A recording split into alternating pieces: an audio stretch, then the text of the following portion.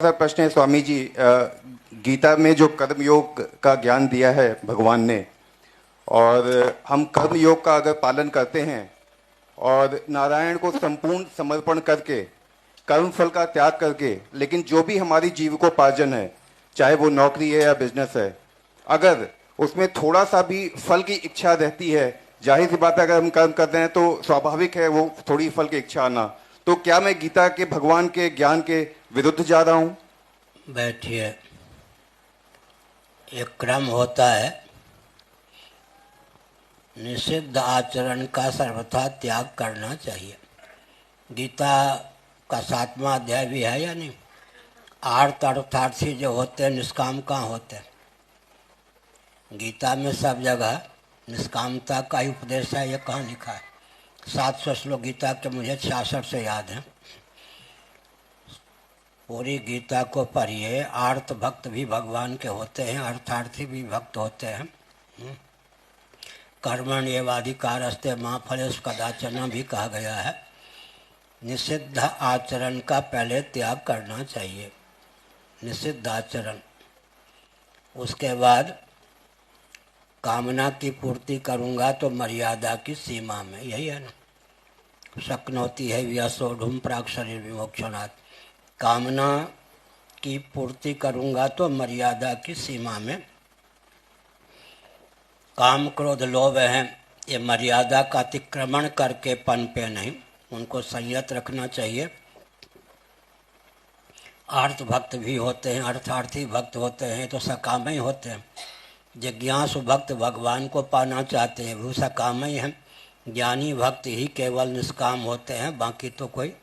यस्त्वात्मरतिरेव स्यादात्मतृप्तस्य मानवः आत्मन्येव संतुष्टस्तस्य कार्यं न विद्यते नैव तस्य कृतेनार्थो न कृतेनेह कश्चन न चास्य सर्वभूतेषु कश्चिदर्थ व्यपाश्रया। क्रम बताता हूँ। निषिद्ध कामना का त्याग कीजिए, विहित कामना का बना के रखिए, फिर धीरे धीरे विहित कामना का भी त्याग करके सर्वतोभावेन भगवान के प्रति प्रपन्न हो जाइए। प्रणत कुटुंब पाल रघुराई। भगवान जिज्ञासु भक्तों को भी भूखे नहीं मरने देते। ऊपर परमात्मा, बीच में परमात्मा के प्रेमी, नीचे प्रारब्ध।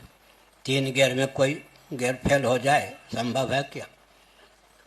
ऊपर परमात्मा योगक्षेमम वहाम्यहम्, बीच में प्रभु प्रेमी, और नीचे तिनके पीछे हर मिले कहूँ भूखे न रह जाए। ऊपर परमात्मा, बीच में प्रभु प्रेमी, नीचे प्रारब्ध। 3 पर भरोसा हो जाता है व्यक्ति का तो सर्वतोभावे निष्काम हो जाता है। प्रारब्ध ने नो तो दियो भजले श्री रघुवीर। तुलसीदास जी ने कहा, एक दिन अगर निमंत्रण मिल जाए तो घर में भोजन बनाने की आवश्यकता नहीं है। प्रारब्ध ने हमेशा के लिए निमंत्रण दे रखा है। इतना विश्वास न हो तो हाथ पांव भी चलावे। कामना का धीरे धीरे संकोच होता है। जिज्ञासु में भगवत प्राप्ति की कामना होती है। आर्त और अर्थार्थी में, आर्त में कष्ट को निवारण करने की कामना होती है, अर्थार्थी में रिद्धि सिद्धि प्राप्त करने की कामना होती है। जांचिए जानक जीवन सो जही जांचत जाचकता जर जाए। तुलसीदास जी ने विनय पत्रिका में लिखा, अरे मन, जांचने की मांगने की भावना अगर नहीं जचती है तो मेरी बात मान करके एक बार जानकी जीवन श्री राम जी से जांच ले। मन ने कहा, राजा महाराजा से, साहूकार से याचना करूं और राम जी से याचना करूं, दोनों में अंतर क्या है?